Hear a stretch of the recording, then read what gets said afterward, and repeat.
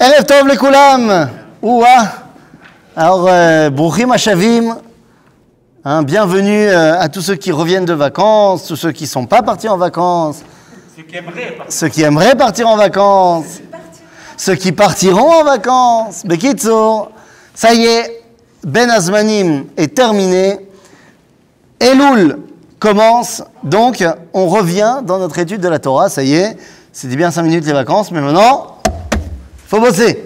Et donc on revient dans notre étude de la Torah du livre de Shemot, et on est arrivé, Beperek Dalet, chapitre 4, Bepasuk Zain, verset 7. Et effectivement, il n'y a pas de page, puisque les éditions sont différentes. Quelqu'un a fait remarquer que quand on étudie la Gemara, on peut dire page 29 verso, mais ici on ne peut pas. Donc, moi je pourrais te dire que dans mon chumash à moi, c'est page 20, dans celui-là, mais chacun ayant son chumash de la maison.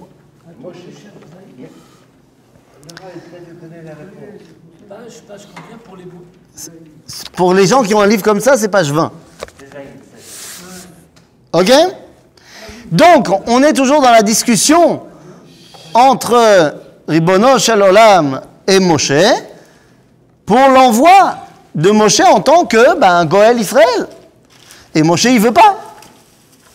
On a vu la dernière fois, donc ça remonte un petit peu, il faut se rappeler, mais on a vu que Moshe, il avait plein d'arguments pour dire « je veux pas y aller ». Et son dernier argument qu'on a évoqué, c'est « ils ne me croiront pas ».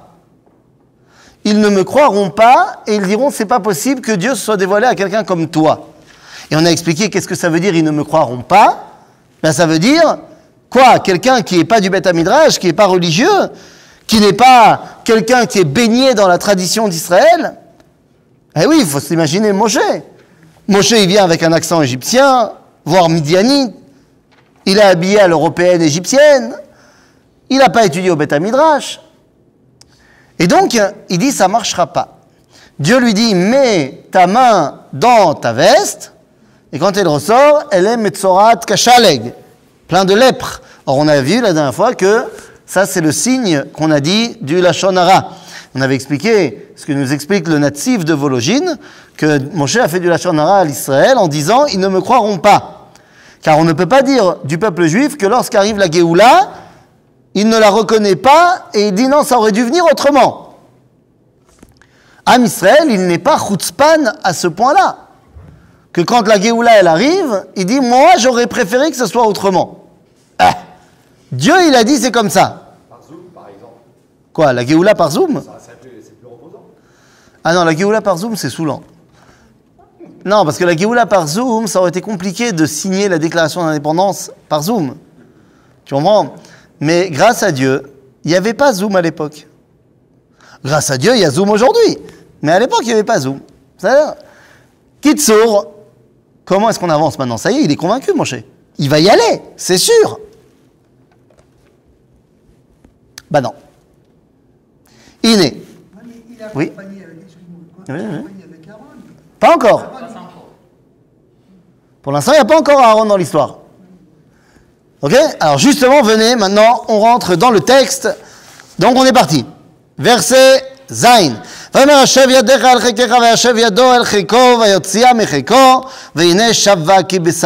finalement, sa main redevient normale, hein, on ne va pas le laisser comme ça, Moshe, c'est pas cool. C'est-à-dire,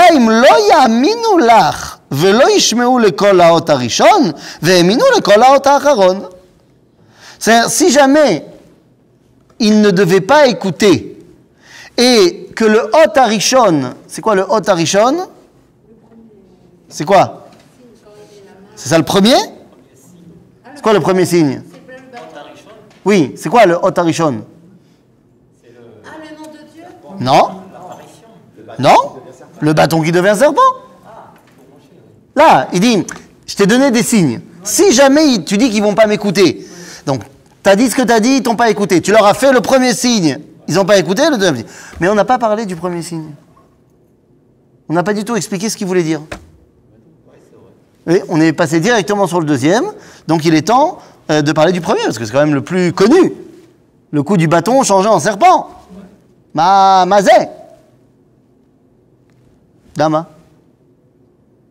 Stam? Pour montrer un tour de magie?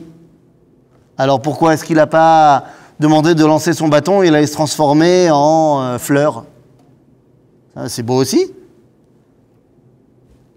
Maqueta. Hein? Ça s'est fait.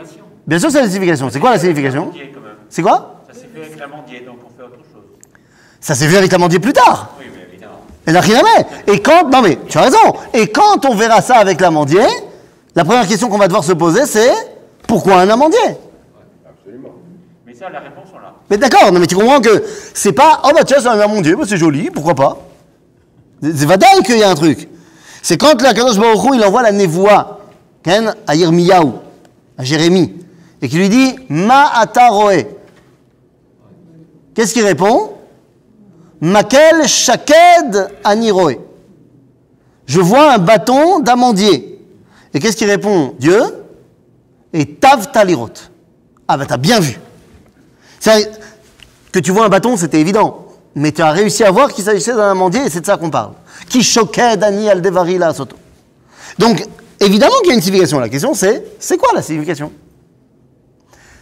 Alors, pour vous aider à comprendre, venez, on essaye de s'imaginer Moshe. C'est Moshe qui appelle. Essayons de s'imaginer Moshe qui est envoyé pour libérer, aujourd'hui en 2020, les Juifs américains. Imaginons.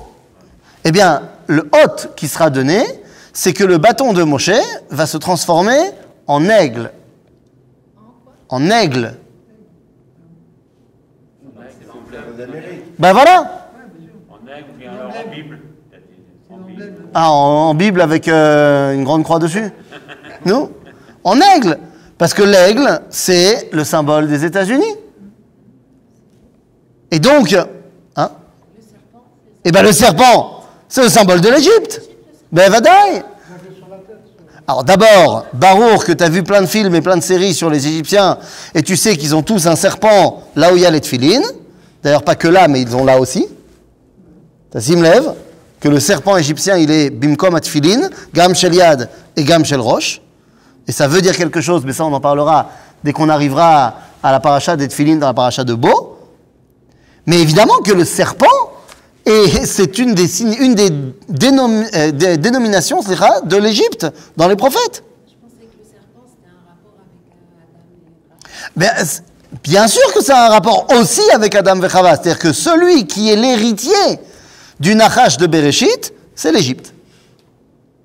Tout à fait.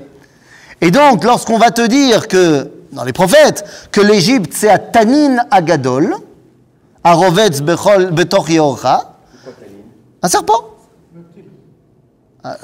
Aujourd'hui, quand tu vas au zoo, Tanin, on va te dire c'est un crocodile. Tanin, c'est un serpent, dans le langage de la Torah.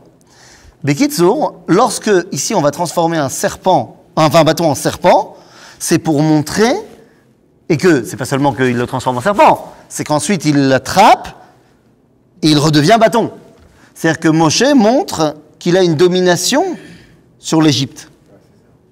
Et c'est ça qui est fondamental d'expliquer au Bnei Israël. C'est comme ça aussi qu'il va se présenter aux Égyptiens un petit peu plus tard.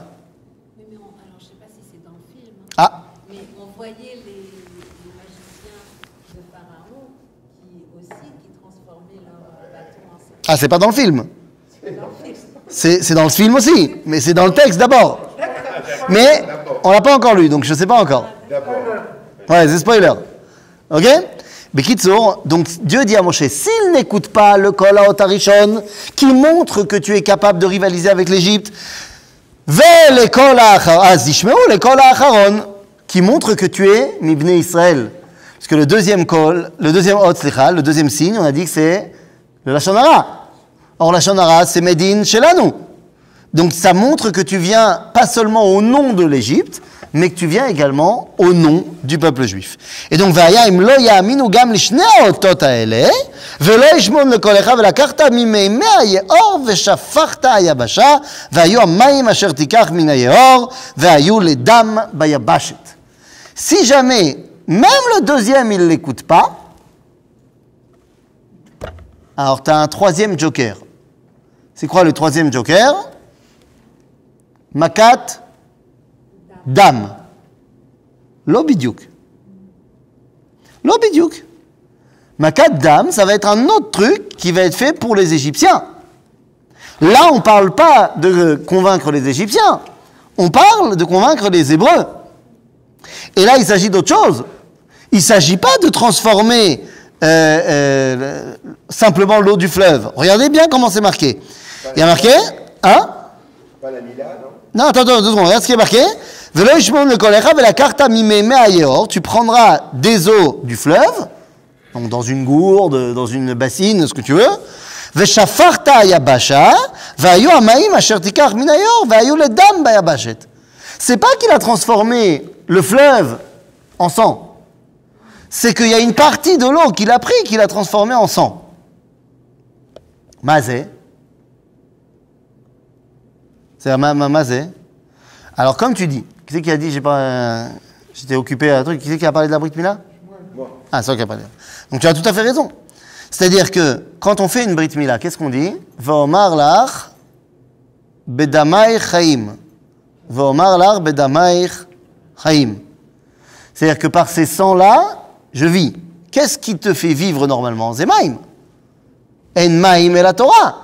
C'est-à-dire que prendre l'eau de vie, quand tu vis en Égypte, si tu n'as pas d'eau, c'est terminé.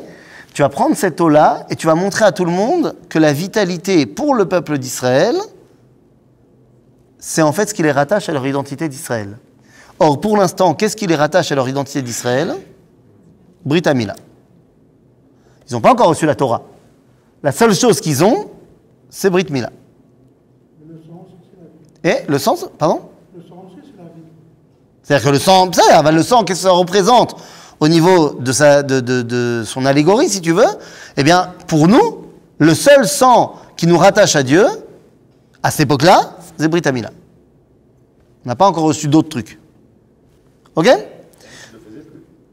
Même s'il le fait, pourquoi il ne le faisait plus? Dans le désert, Dans le désert, ils faisaient. on n'est pas dans le désert, là. Bon, ils l'ont fait le jour du Pessah. Ils avaient arrêté le fait. Non? Pourquoi tu dis ça?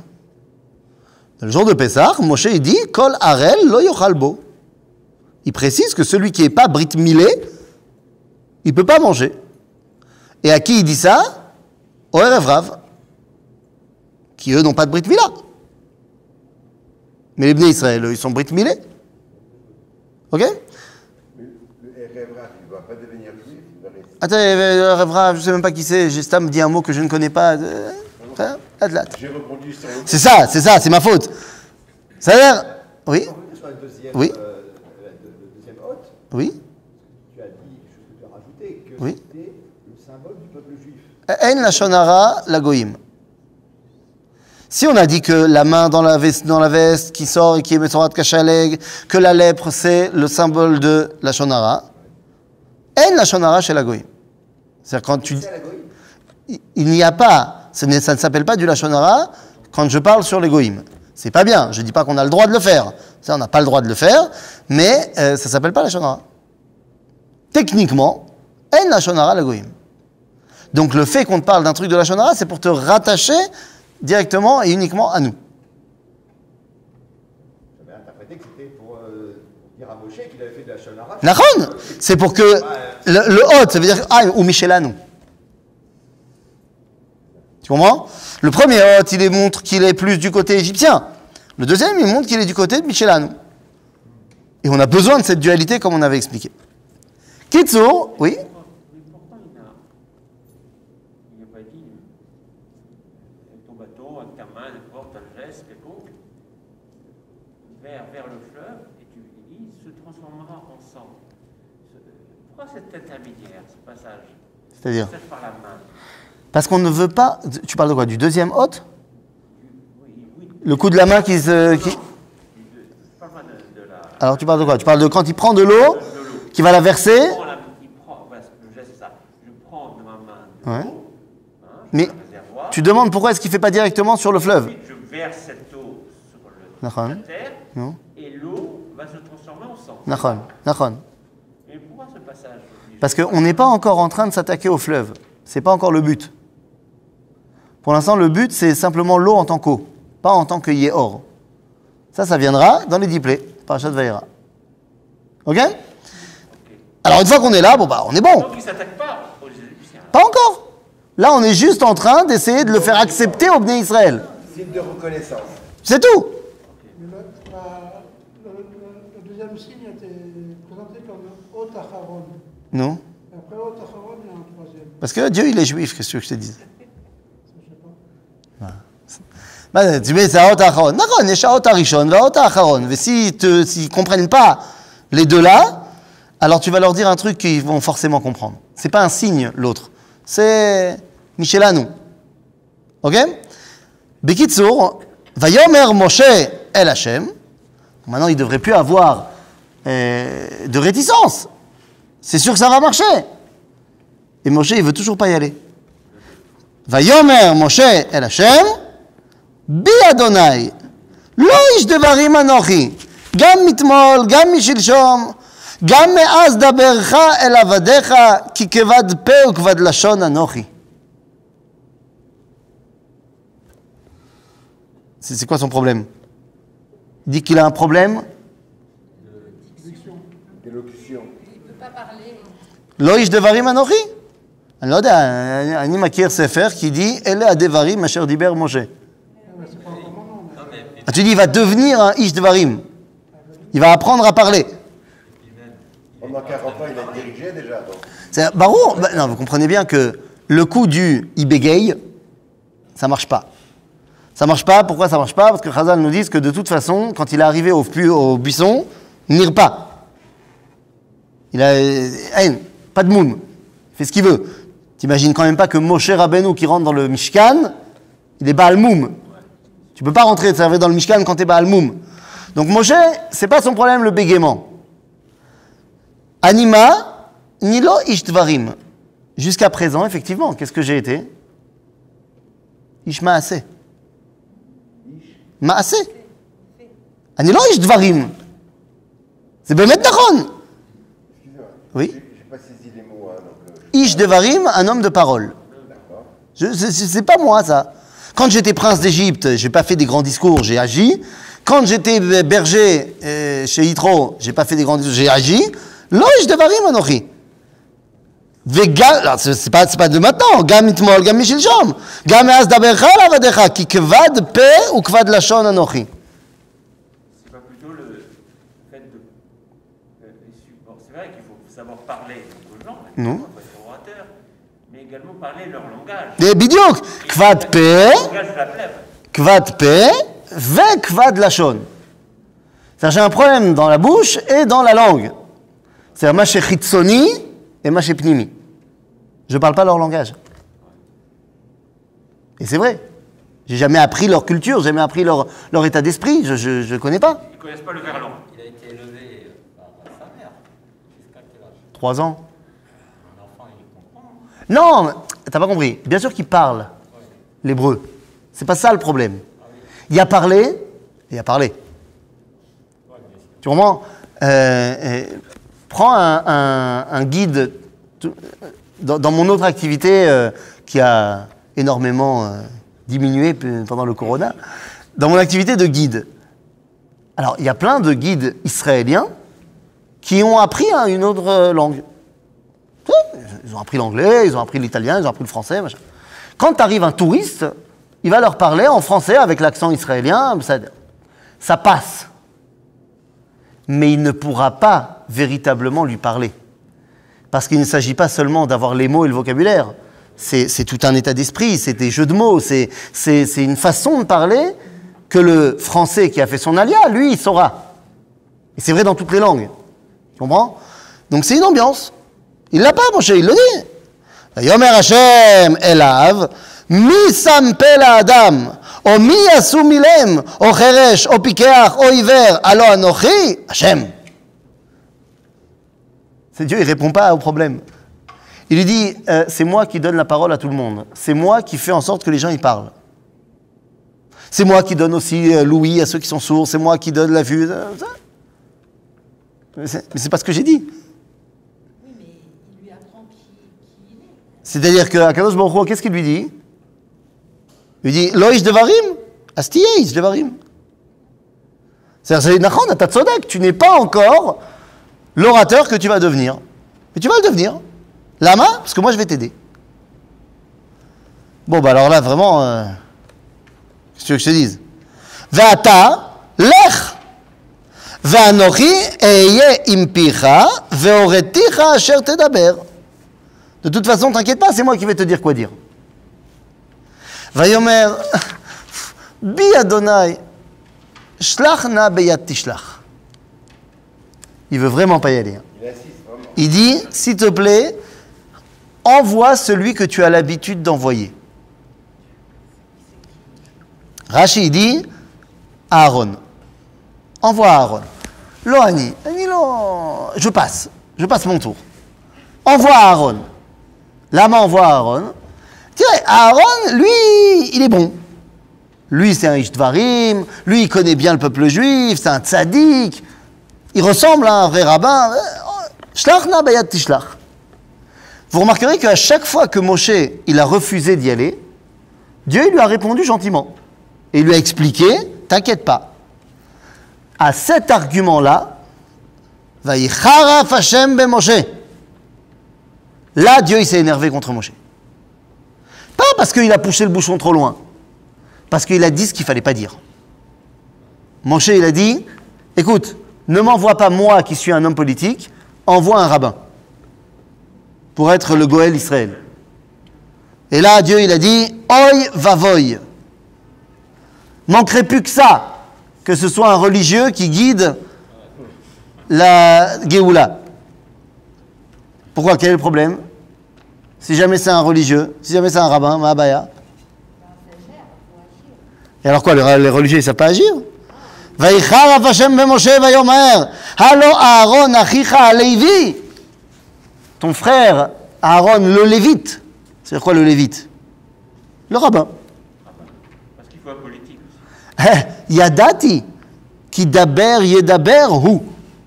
Ah lui c'est un mec qui sait parler. Ah, il n'y a pas de problème. Daber yedaber hu. Ah, il fait des drachotes extraordinaires. Non. Ah non. Ah non, c'est pas un petit rabbin mauvais. C'est un super darshan. Les mecs sont comme ça. Waouh. Mais il parle. Tu sais, c'est le genre de mec, quand il fait il y a des rabbins comme ça, ils parlent très bien. Bon, il y a des rabbins qui parlent pas bien. C'est-à-dire, ça arrive, c'est malheureux. Il y a des talmidei chachamim atsumim qui savent écrire des choses extraordinaires, mais qui savent pas parler. Ah oui, il écrit la parole, c'est deux choses. Ah non, c'est deux choses, on connaît ça. Il y a des rabbanim, on sait que c'est des tzadikei olam, c'est pas des grands darshanim. C'est-à-dire, à l'inverse, tu as des rabbanim qui savent très bien parler, tu les as pas vus vraiment écrire des grands textes. Ça arrive aussi. Tu as des rabbins qui parlent bien, mais très techniques. Et qui sont extrêmement favorables pour des gens qui aiment la technique. Méthodique. En général, tu vas les voir, ils vont enseigner les shiurim de halakha, ils vont enseigner le daf yomi, carré. Ça va. En général, quelqu'un qui aime la émouna, machin, il ne va pas s'y retrouver avec lui. Mais d'un autre côté, celui qui veut tac, tac, tac, c'est génial pour lui. Tu as des rabbanim qui sont des très grands darshanim. Ça part dans tous les sens. Pendant le shiur, tu es comme ça, tu es scotché. Extraordinaire. La folie. Il y a juste un danger. C'est que, malheureusement, trop souvent, quand le shiur il est terminé, et que tu demandes à la personne, alors, comment c'était? C'était génial. C'était génial. Mais c'était un cours, mais tu te rends pas compte. Mais de quoi il a parlé, le Rav? Ah, je peux pas te dire, mais c'était génial. C'est baya. C'est baya. Je peux pas te dire, mais c'était génial. C'est problématique. C'est-à-dire, donc Aaron, il n'est pas comme ça. Aaron, c'est un vrai c'est un tzaddik. Mais le problème, c'est que j'ai pas besoin maintenant d'un mec qui sache parler. Yadati ki daber daberu, vegam ineu yotze likratecha veraacha vesamach belibo. Et là, Dieu il dit à Moshe, Tov, t'as compris pourquoi c'est toi qui devais y aller? Aval al tidag. Je l'ai envoyé à ta rencontre. Tu as peur de ne pas avoir de légitimité parce que tu viens de l'extérieur, tout ça, machin. Ne t'inquiète pas, je te donne un rabbin dans la coalition. Je te donne une figure avec une barbe qui dira que c'est Besséder ce que tu fais. Il va signer la déclaration. Il signera le Rav Maimon Fishman à Cohen à côté de Ben Gurion, il signera. C'est Besséder. Il y aura le Rav Kook qui sera à côté de Herzl pour dire c'est Besséder, le Rav Reines il sera là-bas, c'est Besséder. Et il y a pratiquement toujours eu des barbes dans la coalition, dans le gouvernement israélien. Ne serait-ce que pour donner le tampon de cachérisation. Donc t'inquiète pas, Aaron il sera à côté de toi. Seulement là, le passouk il dit quelque chose d'extraordinaire, il dit Vera'acha, et il te verra, lorsqu'il va venir à ta rencontre, Vesamach belibo. Misé Vesamach, lui, Aaron, il sera heureux. Mazé Vesamach de quoi? Il sera heureux de quoi? De te retrouver?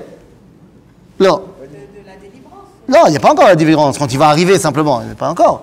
Et là, Que ce soit Moshe le guide. que ce soit, Moshe le guide. c'est-à-dire que c'est qui le petit frère et c'est qui le grand frère? C'est Aaron le grand frère. C'est voilà. Ou sameach begdulat achiv hakatan. Il est content, vraiment, profondément, que son petit frère l'ait dépassé. Que son petit frère, c'est lui qui porte la culotte. Quoi? Ben parce que Dieu il lui a dit, va voir Moshe, c'est Moshe qui va guider. C'est-à-dire, c'est moi qui l'ai envoyé à ta rencontre. C'est-à-dire, donc Aaron aussi il est prophète, mais il sait très bien que bah, c'est Moshe le patron, et lui le Ozer. Mes amis, en cela, sauf, Aaron a réussi à corriger Chet Caïn Ve'evel. Enfin, on a corrigé le problème de l'aîné, du Bechor, qu'on traînait avec nous depuis Caïn Ve'evel.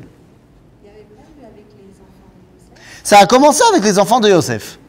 C'est-à-dire qu'on avait vu les 4 Bechor différents, que Yosef, il est appelé Yosef pour que Binyamin vienne au monde. C'est Nachon, mais il n'est pas encore né, Binyamin.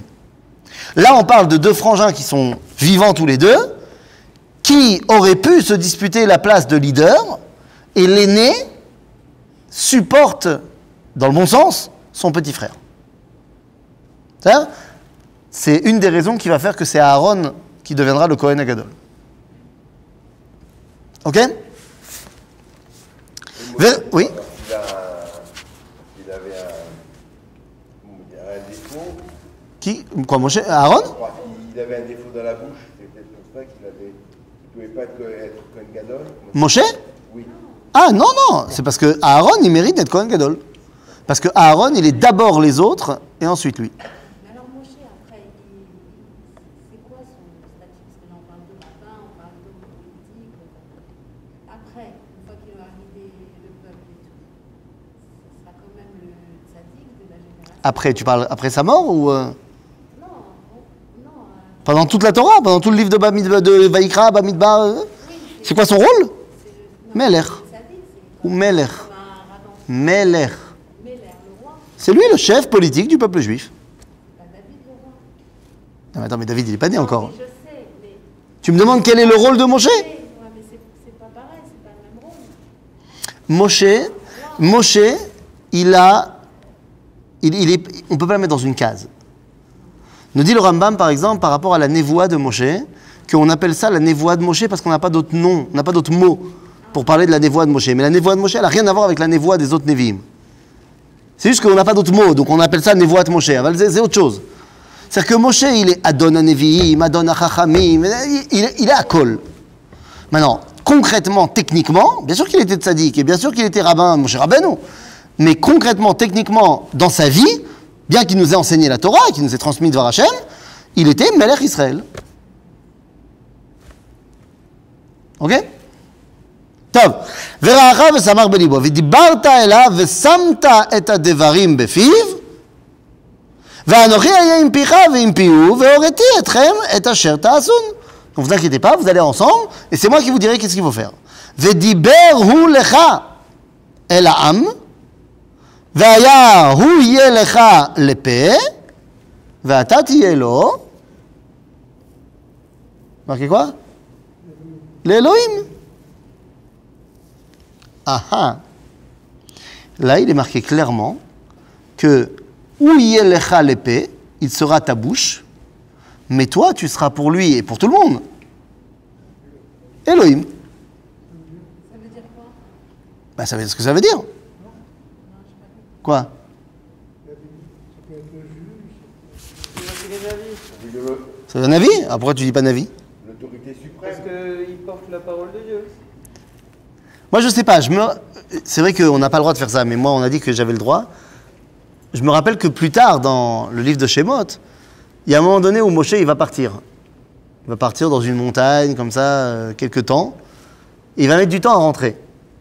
Et à ce moment-là, les gens, ils vont dire à Aaron, Kum aselano Elohim, ki aish Moshe lo yadanu me'ayalo.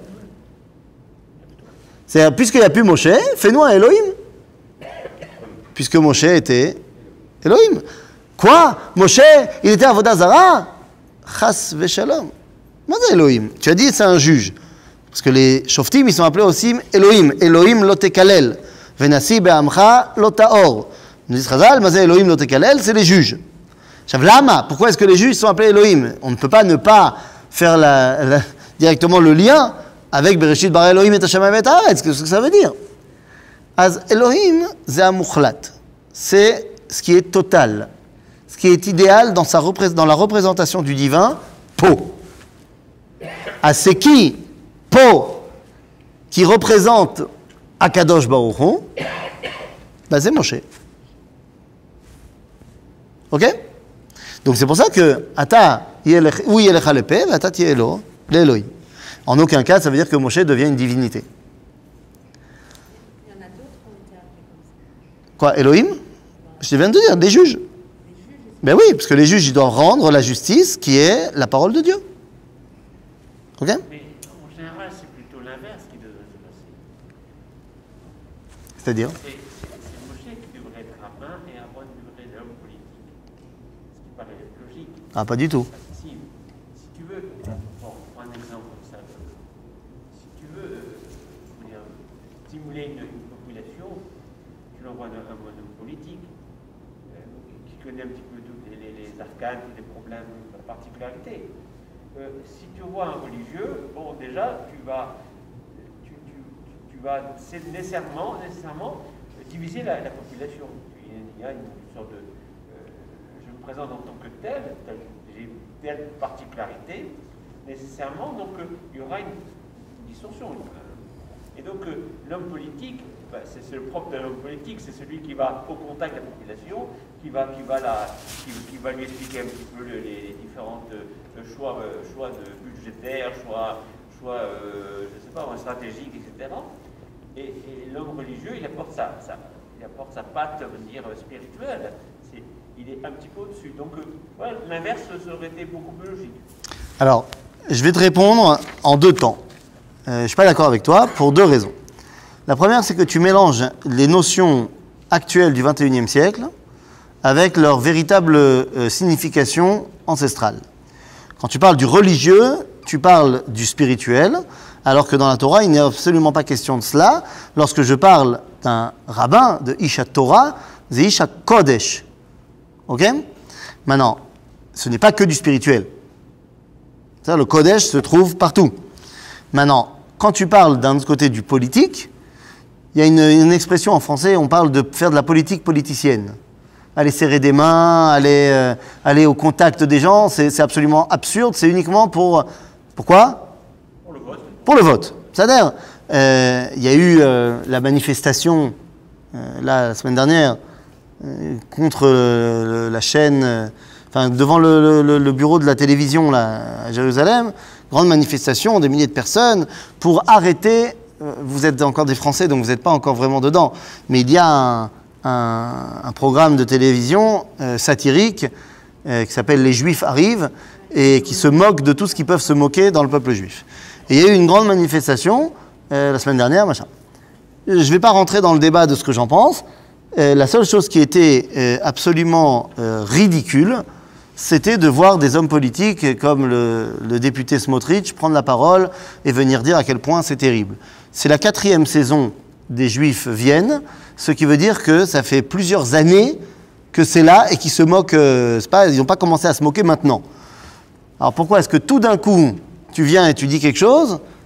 Ben justement parce qu'on t'a donné une tribune politique et que ça va, comme tu sais que dans 2 minutes la coalition elle va tomber, eh ben, tu sais très bien qu'il te faut des votes. C'est absurde, c'est katane, vezé, ben voilà, j'ai pas d'autres mots, c'est katane meod.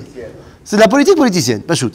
C'est pas ça la véritable signification du mot politique. Politique, c'est celui qui gère la vie de la cité. C'est celui qui gère la vie de la cité. Maintenant, prenons un cas que tu connais.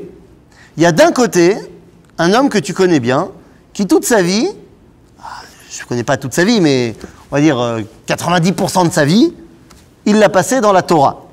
À étudier, c'est un tzaddik, c'est un talmid chacham, et à enseigner, machin. Mais il n'est pas tellement méorav dans les trucs de Olam Hazé.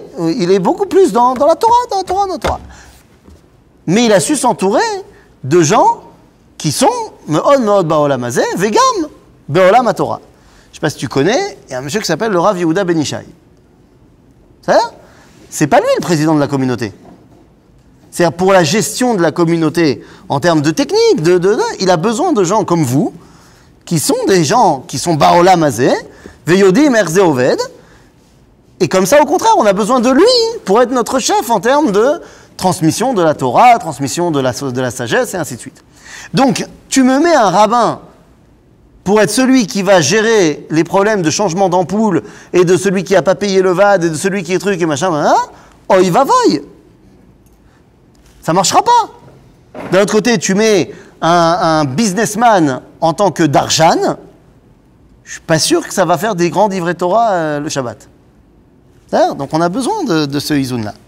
Bekitzur, ואת המטה הזה תיקח בידיך, אשר תעשה בו את האותות. Ça y est, Moshe est convaincu, tu prends le bâton et c'est parti au boulot. Maintenant que Moshe est convaincu, il ne reste plus qu'à convaincre une personne de le laisser partir. Son beau-père plus. C'est-à-dire, n'oublie pas dans quelle époque on se trouve. Sa femme, il n'y a pas de raison qu'elle ne vienne pas avec lui. וילך משה וישוב אל יתר חותנו ויאמר לו אלחנה ואשובה אל אחי אשר במצרים ואראה העודם חיים ויאמר יתרו למשה לך לשלום. זהו. Maintenant, tous les feux sont au vert. Moshe peut remplir sa mission. Comment est-ce qu'il va remplir sa mission? Comment ça va commencer? Eh bien ça, on verra la semaine prochaine. Chazak ou Baruch.